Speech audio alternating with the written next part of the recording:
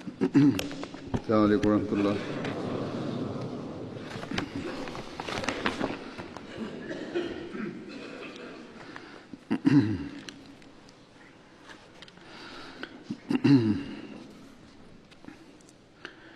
أشهد أن لا إله إلا الله وحده لا شريك له وأشهد أن محمدا عبده ورسوله.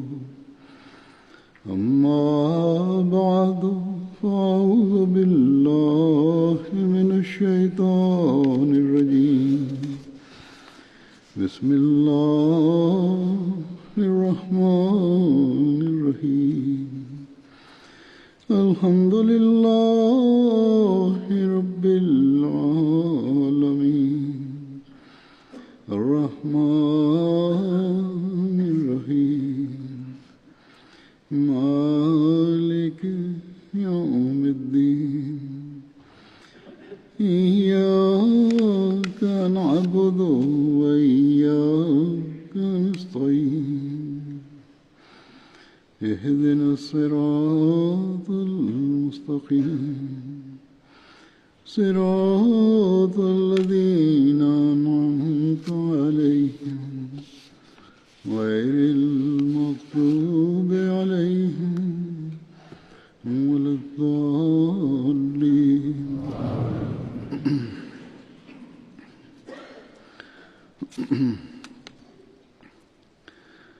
حضرت عمیر بن ابی وقاص ایک بدری صحابی تھے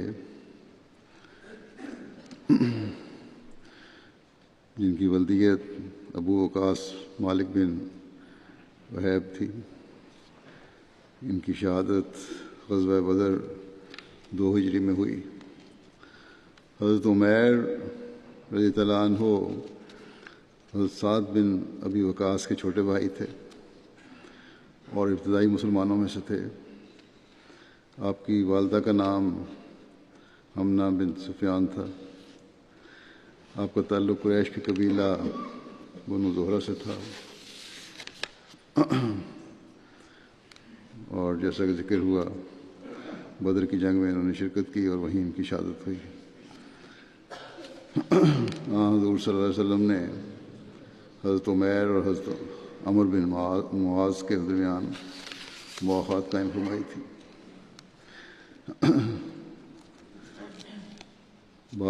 بعض کا خیال ہے کہ حضرت عمیر بن ابی وقاص اور حضرت خبیب بن عدی کے درمیان مواخات قائم فرمائی تھی حضرت صلی اللہ علیہ وسلم نے.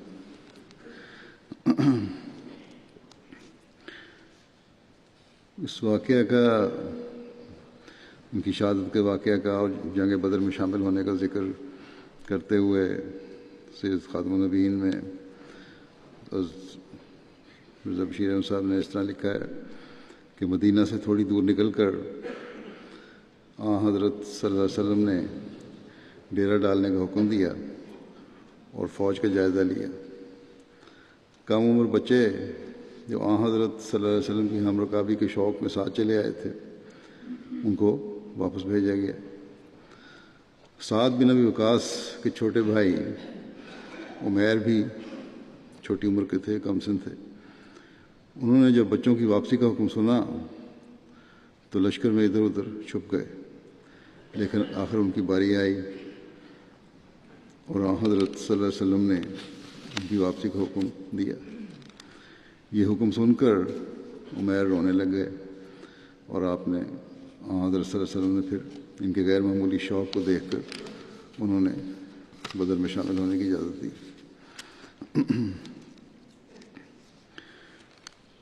تاریخ کی میں دوسری کتاب میں ایک اور کتاب میں ان کا ذکر اس طرح ملتا ہے کہ عامر بن سعد اپنے والد سے روایت کرتے ہیں کہ قبل اس کے کہ رسول اللہ صلی اللہ علیہ وسلم بدر کی جانب روانہ ہونے کے لیے ہمارا معائنہ فرماتے، میں نے اپنے بھائی عمیر بن ابی وقاص کو دیکھا کہ وہ چھپتے پھر رہے تھے. اس پر میں نے ان سے پوچھا اے بھائی تمہیں کیا ہوا ہے؟ انہوں نے کہا کہ میں ڈرتا ہوں کہ رسول اللہ صلی اللہ علیہ وسلم مجھے دیکھ لیں گے تو بچہ سمجھ کر واپس بھیج دیں گے۔ میں جنگ کے لیے جانا چاہتا ہوں کہ شاید اللہ تعالیٰ مجھے شہادت عطا فرما دے۔ بس جب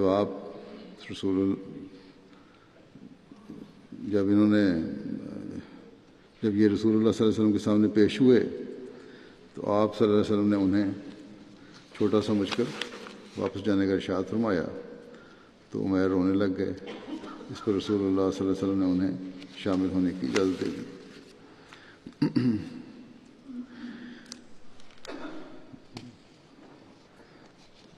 ان کی تلوار بڑی تھی۔ ایک روایت میں آتا ہے کہ آن حضرت صلی اللہ علیہ وسلم نے اپنے دستے مبارک سے ان کی تلوار کی نیام بندھی۔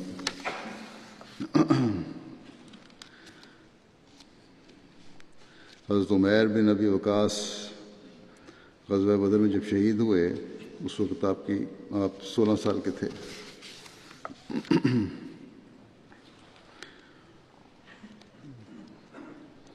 سولہ سال کی عمر بھی ایسی تھی جس میں قد کاٹ پیچھے چھوٹا ہوگا۔ حضرت صلی اللہ علیہ وسلم نے اس وقت جنگ کی اجازت نہیں دی عموماً بچوں کو۔ دوسرے صحابی جن کا ذکر ہوگا وہ ہیں حضرت قطبہ بن عامر۔ یہ انصاری تھے، عامر بن حدیدہ کے بیٹے تھے۔ ان کی وفات حضرت عثمان کے دور خلافت میں ہوئی۔ ان کی والدہ کا نام زینب بنت عمر ہے۔ آپ کی اہلیہ کا نام حضرت ام عمر ہے، جن سے ایک بیٹی حضرت ام جمیل ہیں۔ بیعت عقبہ اولیٰ اور ثانیہ دونوں میں شامل ہوئے، اور آپ ان 6 انصار صحابہ میں سے ہیں جو مکے میں حضرت صلی اللہ علیہ وسلم پر ایمان لائے۔ ان سے قبل انصار میں سے کوئی مسلمان نہ ہوا تھا۔ ان کے واقعہ بیان کرتے ہوئے کس طرح جو اسلام قبول کیا، سیرت خاتم النبیین میں لکھا ہے کہ 11 نبی کے ماہ رجب میں حضرت صلی اللہ علیہ وسلم کی مکے میں یثرب والوں سے یعنی مدینے والوں سے پھر ملاقات ہو گئی۔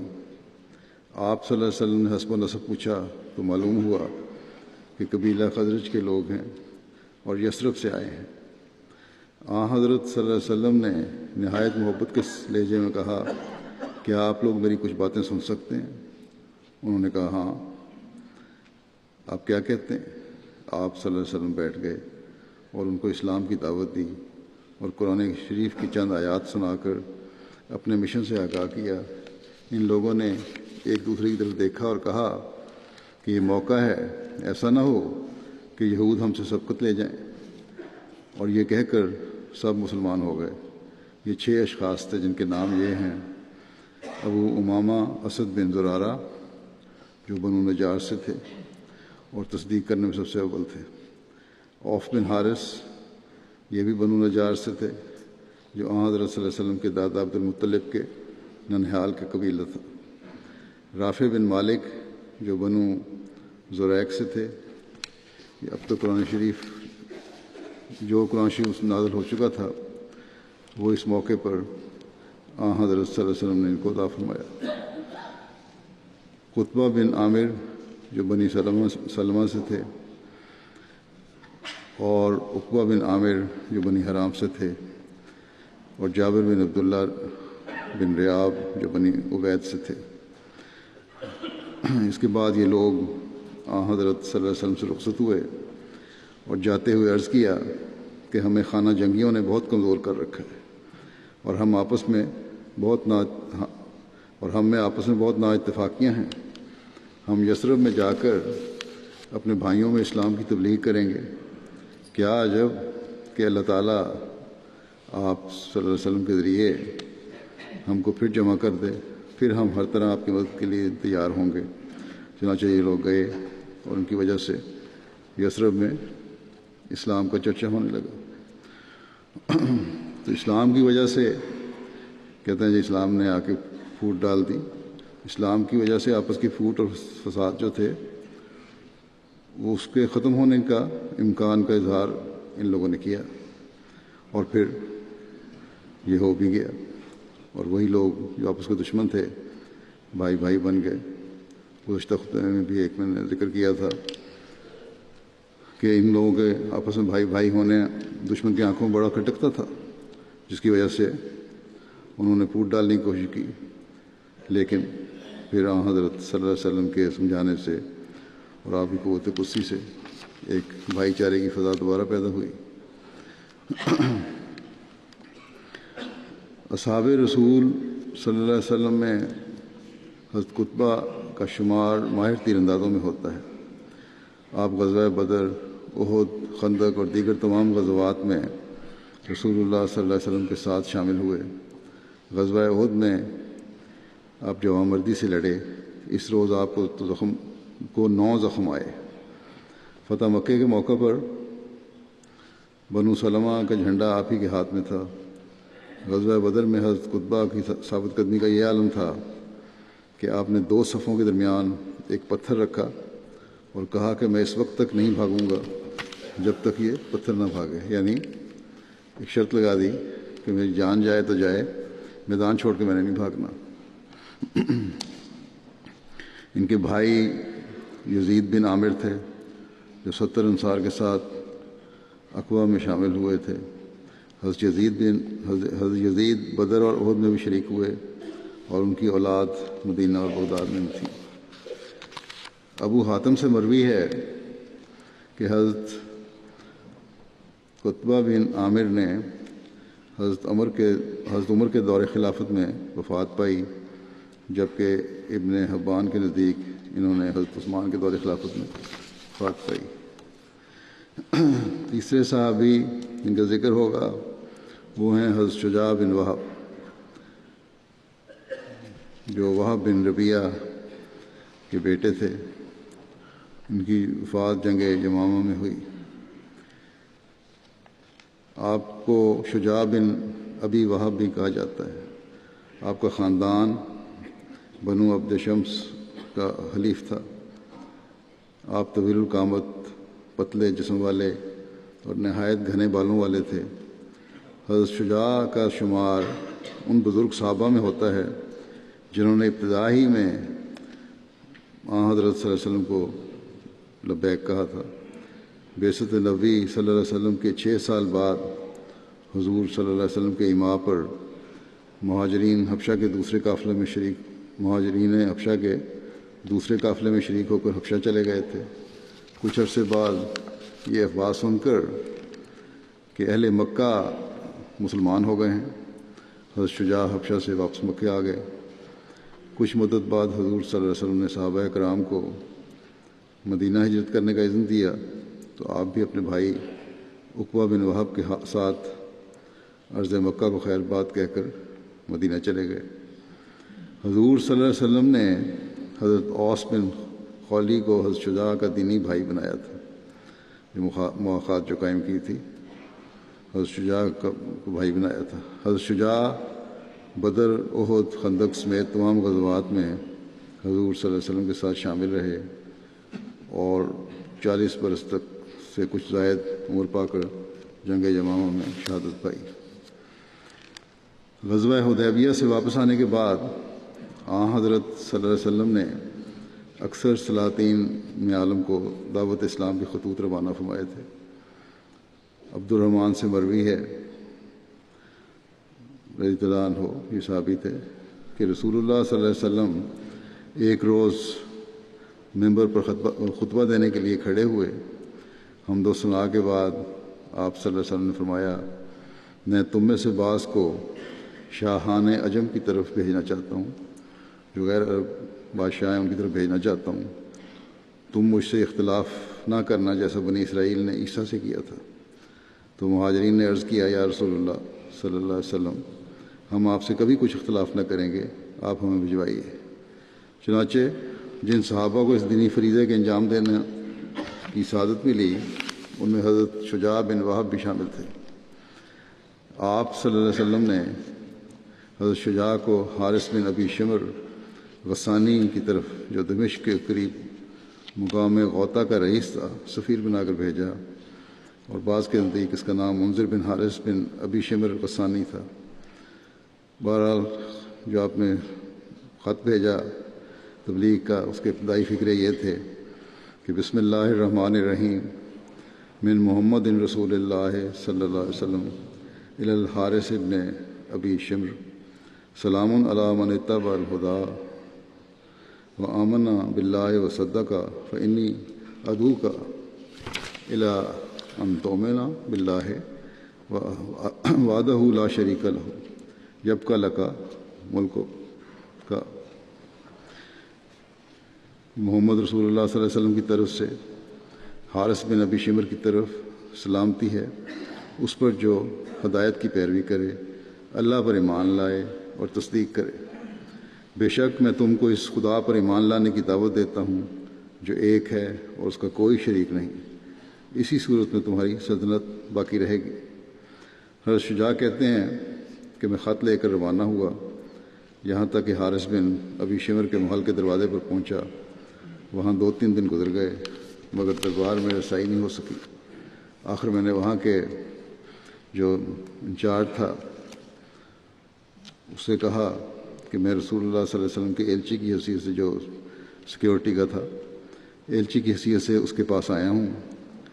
تو اس نے کہا کہ یہ جو رئیس ہے وہ فلاں دن باہر آئیں گے، اس سے پہلے تم ان سے کسی طرح نہیں مل سکتے۔ پھر وہ پہرے دار یہ شجاع کہتے ہیں کہ وہی شخص مجھ سے رسول اللہ صلی اللہ علیہ وسلم اور آپ صلی اللہ علیہ وسلم کی دعوت کے متعلق پوچھنے لگا۔ میں اسے تفصیلات بتاتا رہا جس سے اس کے دل پر بہت اثر ہوا اور وہ رونے لگا۔ یعنی وہ جو سیکیورٹی انچارج تھا اس رئیس کا، بادشاہ کا، اس علاقے کے گورنر کا یا رئیس کہہ لیں۔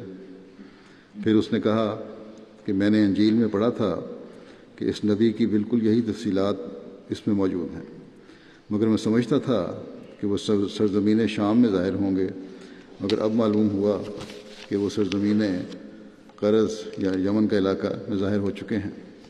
بہرحال میں ان پر ایمان لاتا ہوں۔ وہ جو سیکیورٹی انچارج تھا اس نے کہا میں ایمان لاتا ہوں اور ان کی تصدیق کرتا ہوں۔ مجھے حارث بن ابی شمر سے ڈر لگتا ہے کہ وہ مجھے قتل کر دے گا۔ ساتھ اپنے اس بات کا اظہار بھی کیا کہ رئیس جو ہے علاقے کا وہ مجھے قتل کر دے گا۔ کہتے ہیں کہ اس کے بعد یہ پہرے دار میری بہت عزت کرنے لگا اور بہتر سے بہتر انداز میں میری میزبانی کرتا۔ وہ مجھے حارث کے متعلق بھی اطلاعات دیتا رہتا اور اس کے متعلق مایوسی کا اظہار کرتا۔ کہتا کہ حارث بن ابی شمر اصل میں کیسر سے ڈرتا ہے، بادشاہ کیسر سے، کیونکہ اسی کی حکومت میں تھا یہ۔ آخر ایک دن حارث باہر نکلا اور دربار میں آ کر بیٹھا، اس کے سر پر تاج تھا۔ پھر مجھے حاضری کی اجازت ملی۔ میں نے اس کے سامنے پہنچ کر حضرت صلی اللہ علیہ وسلم کا خط اس کے حوالے کیا۔ اس نے وہ خط پڑھا، پھر اسے اٹھا کر پھینک دیا اور غضبناک ہو کر کہنے لگا، کون ہے جو مجھ سے میری سلطنت چھین سکے؟ میں خود اس کی طرف پیش قدمی کرتا ہوں، چاہے وہ یمن میں ہی کیوں نہ ہو۔ میں وہاں اس کے پاس سزا دینے کے لیے پہنچوں گا۔ لوگ فوجی تیار کریں۔ فوجوں کو اس نے حکم دیا کہ تیار ہو، اپنے انتظامیہ کو، یعنی حضرت صلی اللہ علیہ وسلم کے بارے میں یہ الفاظ کہے کہ میں جنگ کے لیے نکلوں گا، اور مجھے یہ جو خط لکھا ہے، جو دھمکی دی ہے کہ اگر تم باز نہ آئے تو تمہاری حکومت جاتی رہے گی۔ بہرحال اس کے بعد حارث بن ابی شمر رات تک وہیں کہتے ہیں بیٹھا رہا اور لوگ اس کے سامنے پیش ہوتے رہے۔ پھر اس نے گھوڑ سواروں کو تیاری کا حکم دیا اور مجھ سے کہا کہ اپنے آقا سے یہاں کا سب حال بتا دینا۔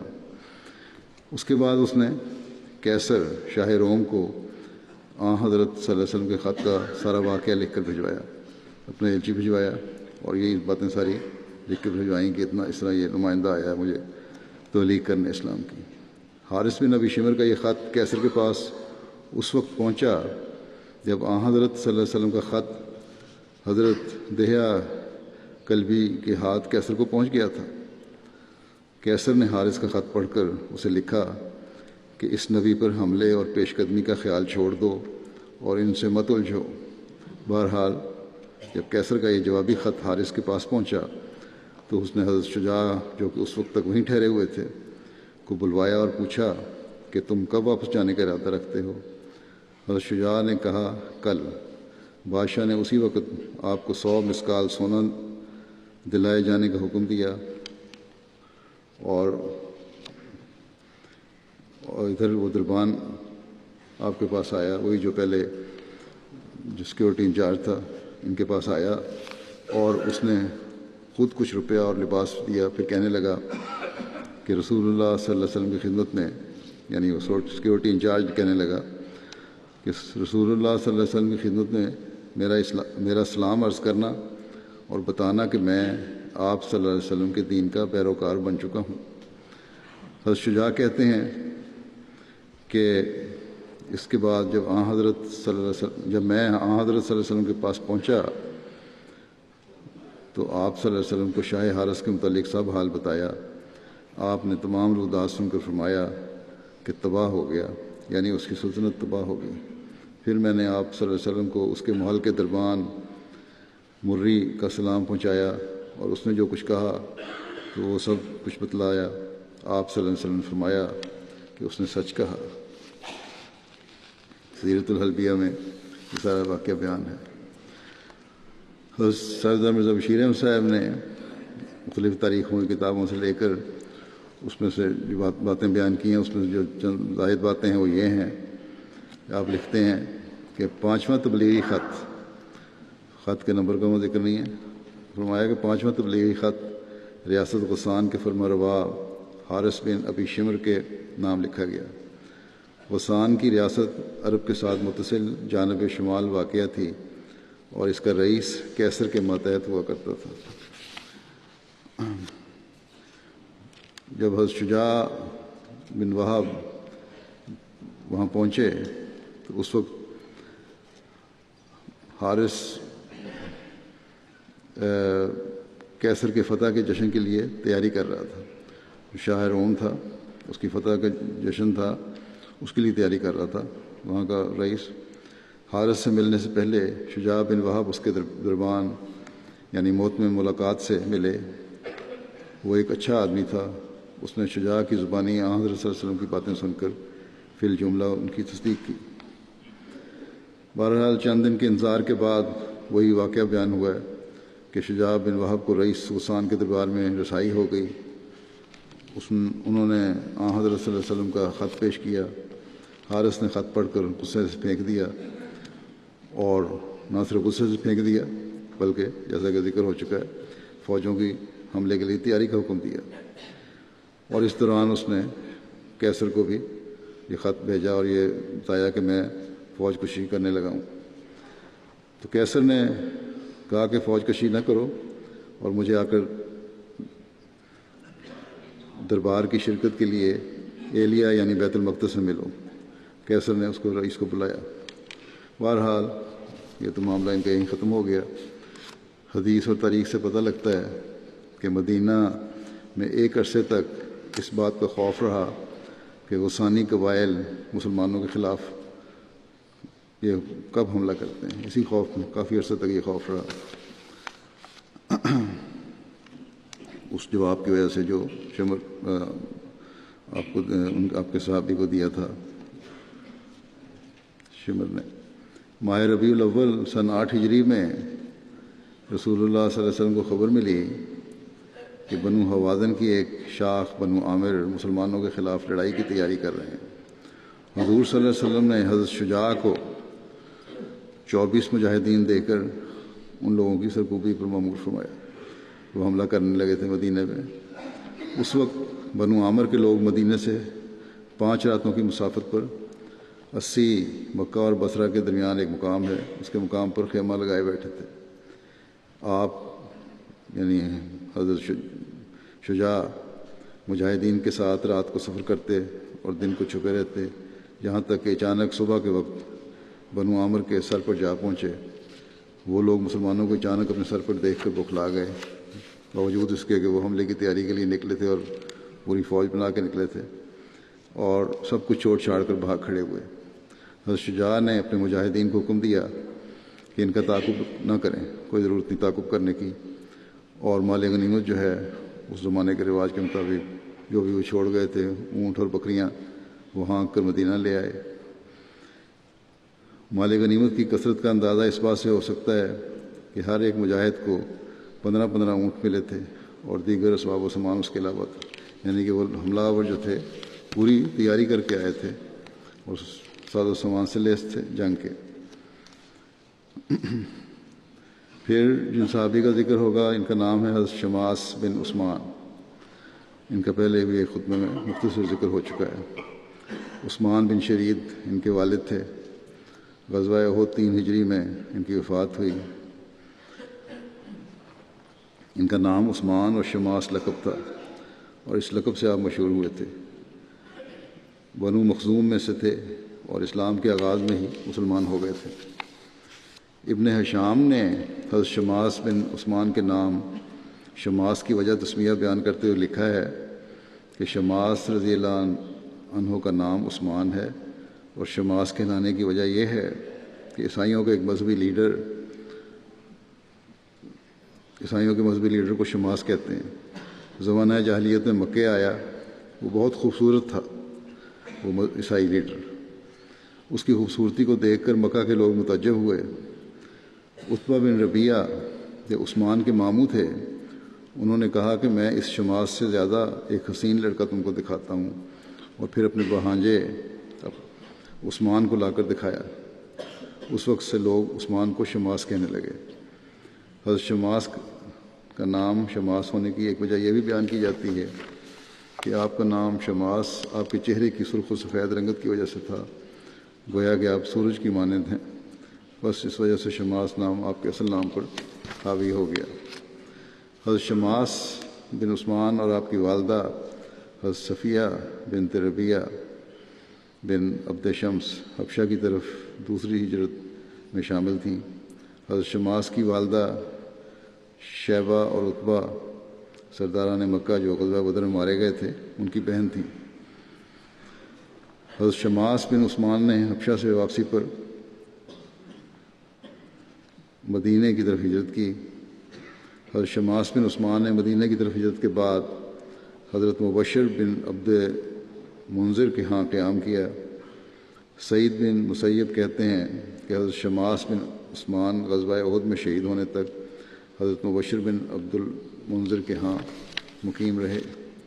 رسول اللہ صلی اللہ علیہ وسلم نے حضرت شماس بن عثمان اور حضرت حنظلہ بن ابی عامر کے درمیان مواخات قائم کروائی۔ حضرت شماس کے بیٹے کا نام حضرت عبداللہ تھا، اور آپ کی اہلیہ ام حبیب بنت سعید تھیں، ابتدائی ہجرت کرنے والی مسلمان خواتین میں سے تھیں۔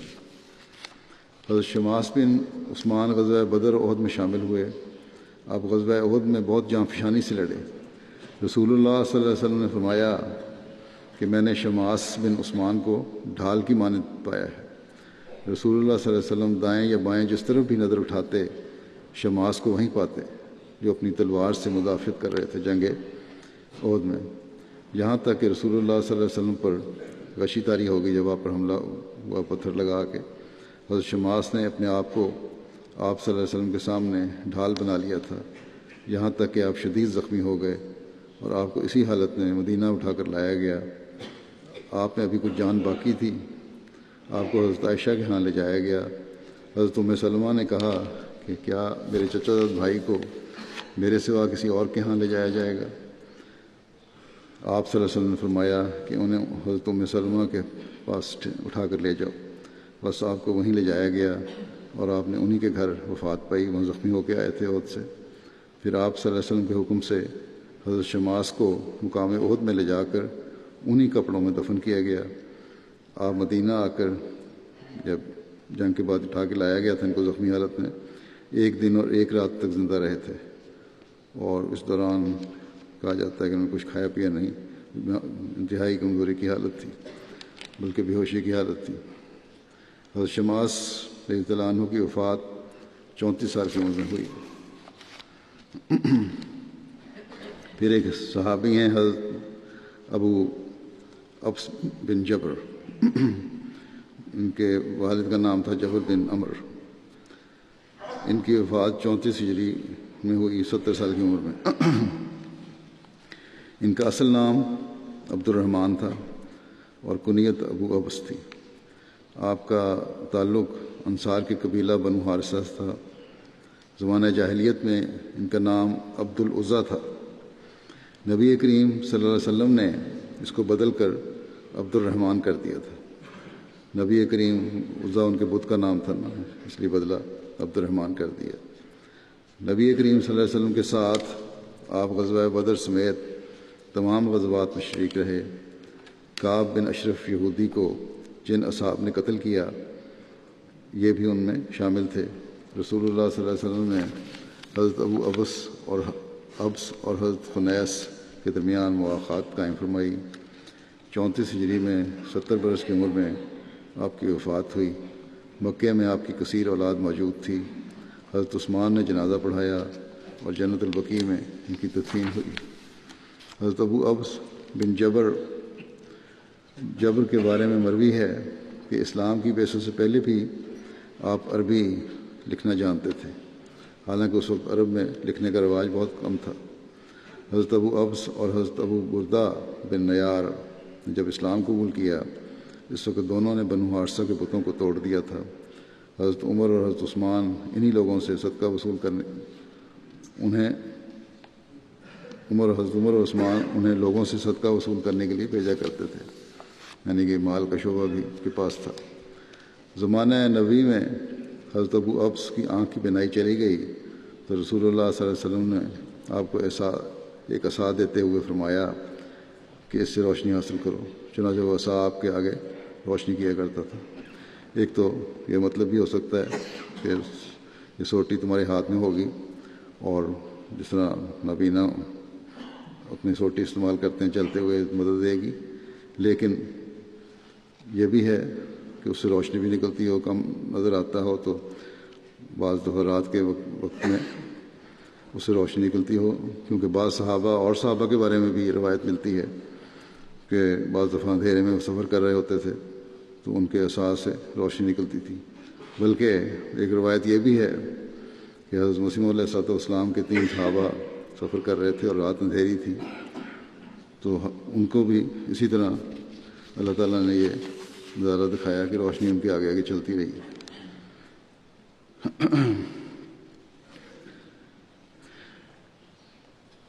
حضرت ابو ابس کے بیٹے ایک روایت بیان کرتے ہیں کہ حضرت ابو ابس رسول اللہ صلی اللہ علیہ وسلم کے پیچھے نماز ادا کیا کرتے تھے اور پھر اپنے قبیلے بنو حارثہ کی طرف چلے جایا کرتے تھے۔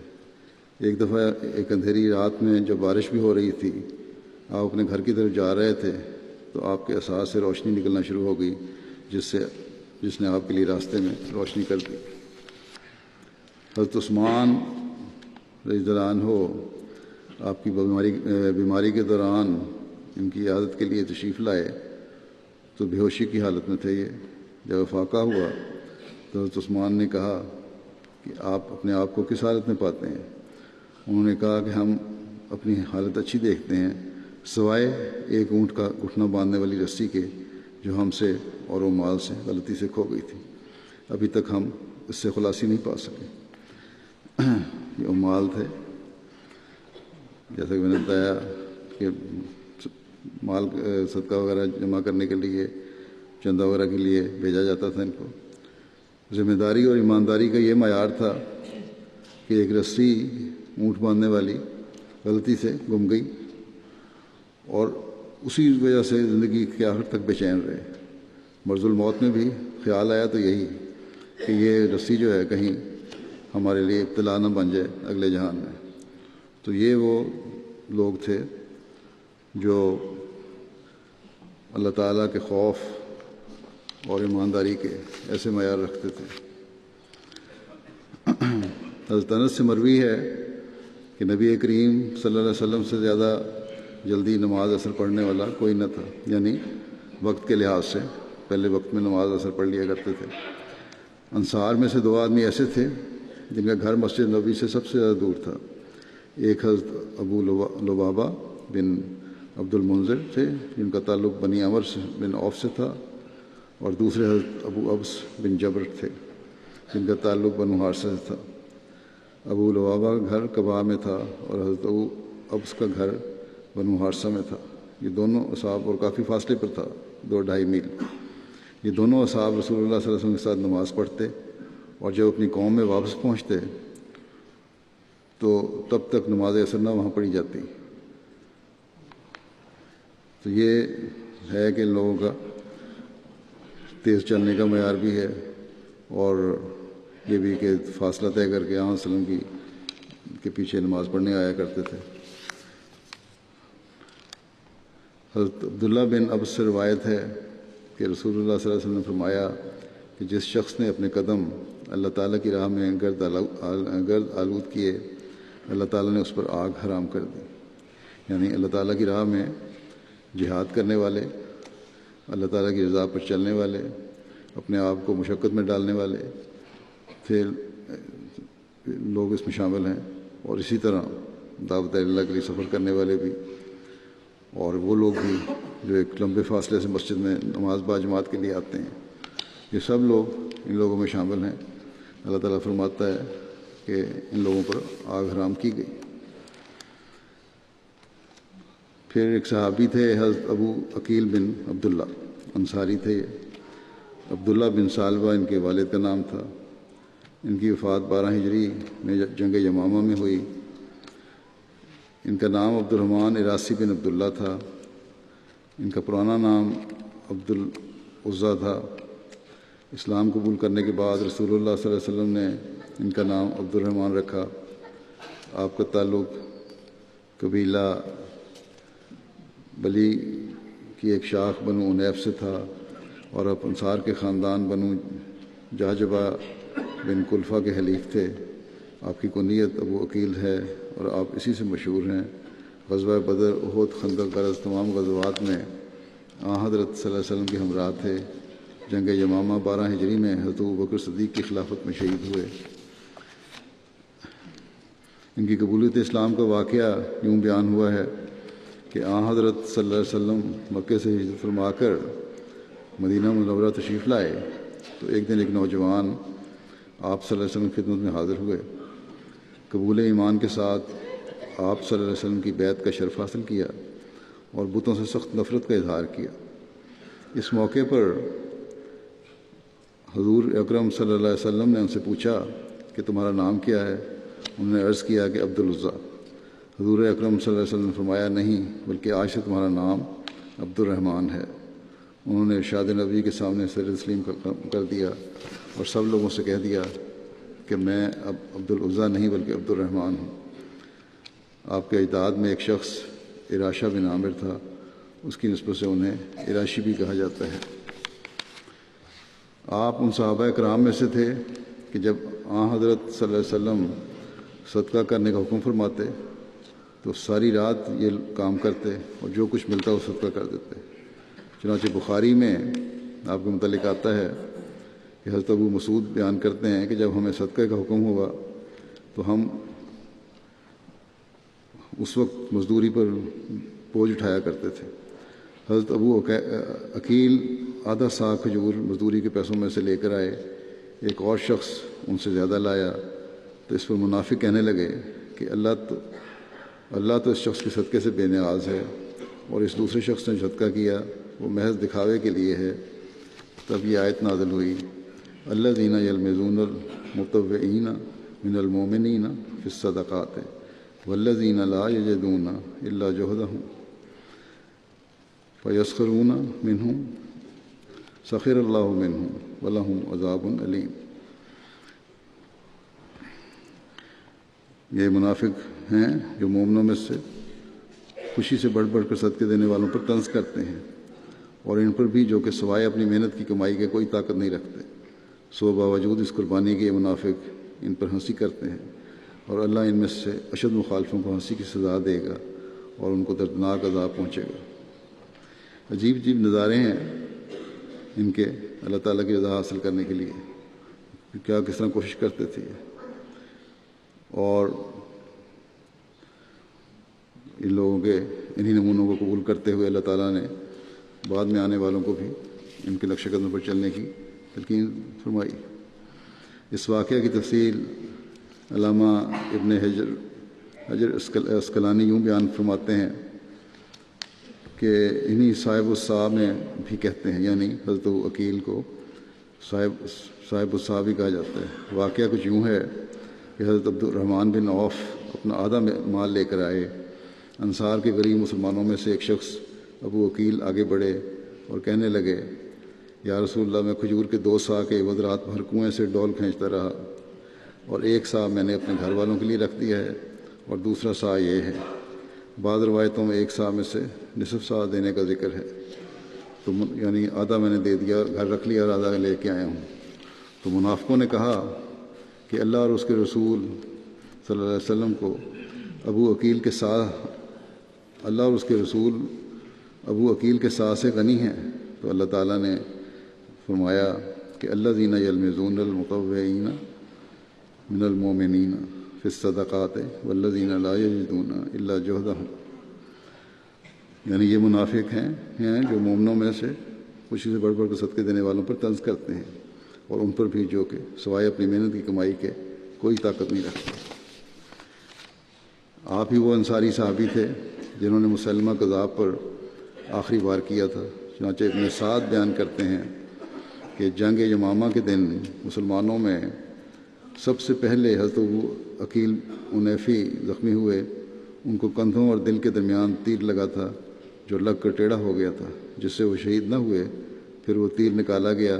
ان کی بائیں جانب اس تیر کے لگنے کی وجہ سے کمزوری ہو گئی تھی. یہ شروع دن کی بات ہے. پھر انہیں اٹھا کر ان کے خیمے میں لایا گیا. جب لڑائی گھمسان کی ہونے لگی اور مسلمانوں کو شکست ہوئی، یہاں تک کہ مسلمان پیچھے ہٹتے ہٹتے اپنی قیام گاہوں سے بھی پیچھے چلے گئے، اس وقت حضرت ابو عقیل زخمی تھے. انہوں نے حضرت مان بن عدی کی آواز سنی. وہ انصار کو بلند آواز سے لڑنے کے لیے ابھار رہے تھے کہ اللہ پر بھروسہ کرو، اللہ پر بھروسہ کرو، اور اپنے دشمن پر دوبارہ حملہ کرو.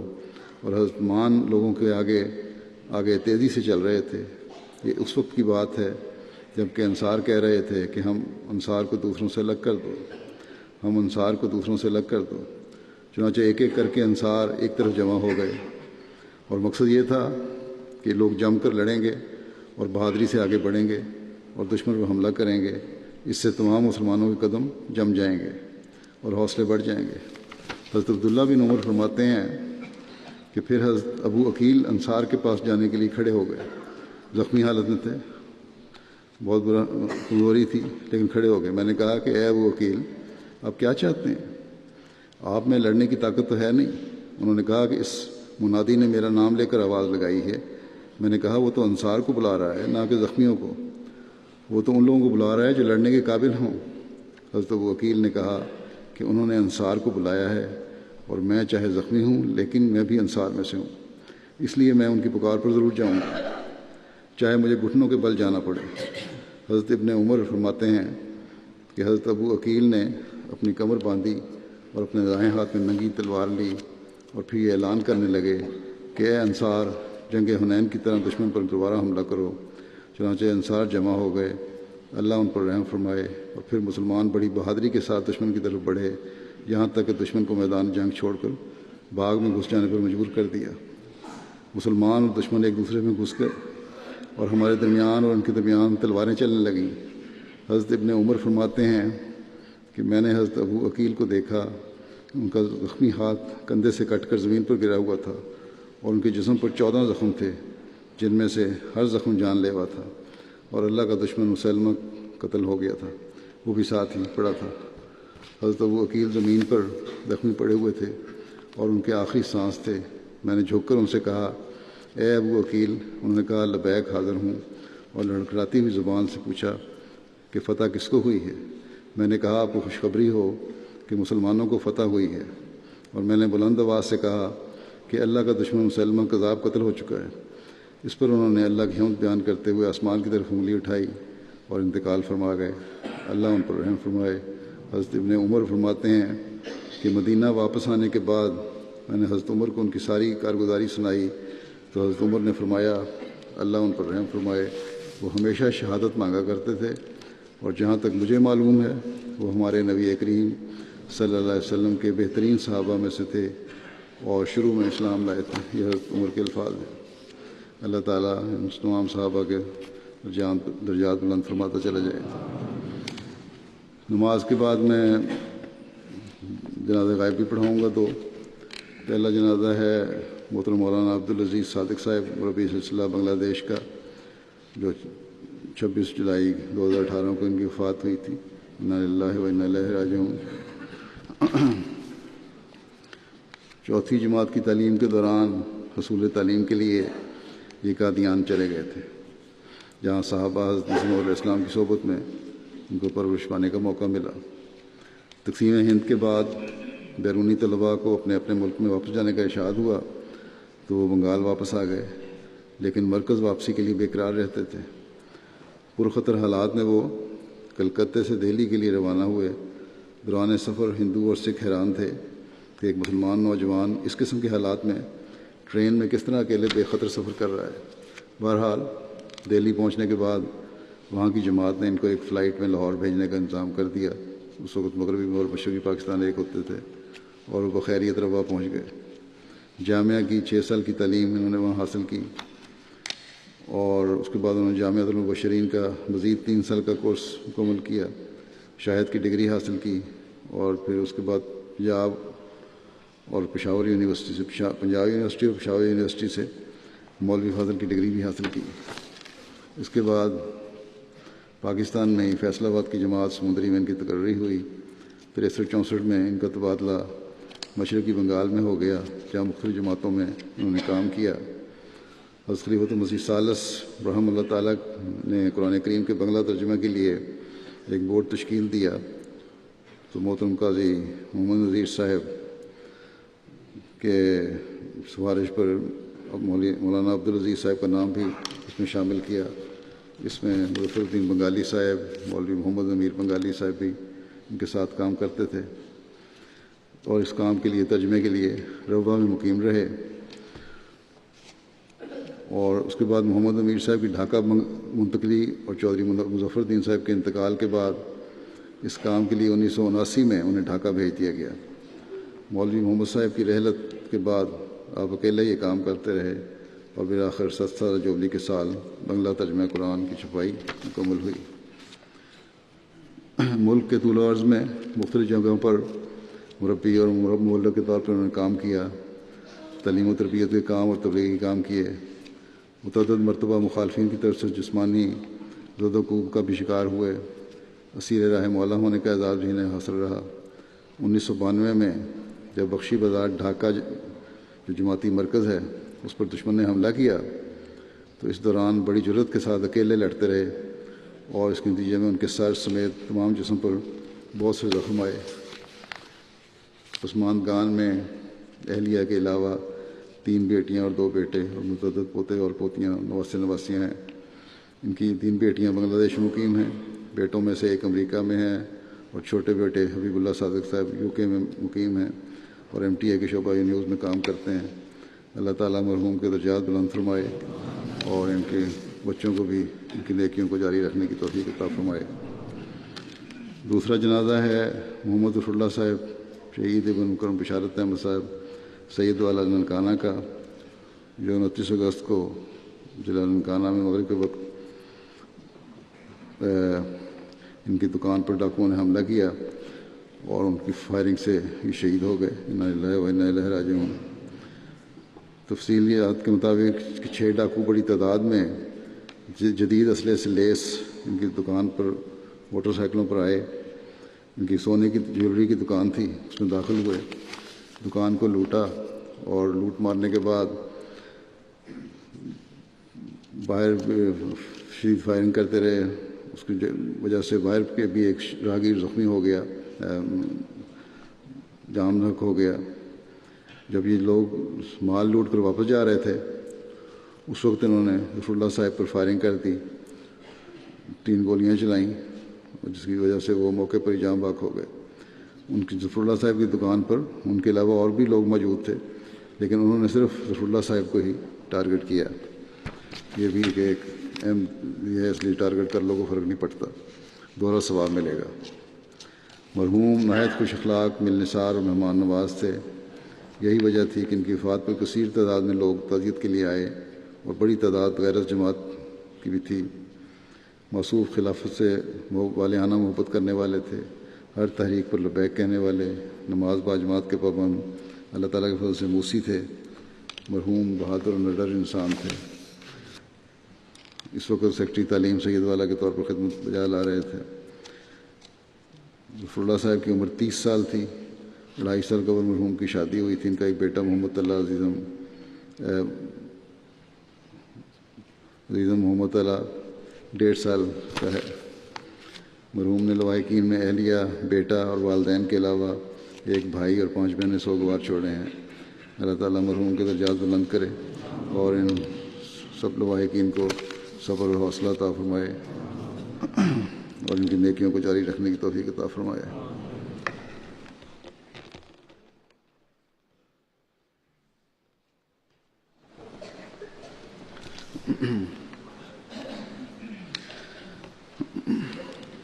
الحمد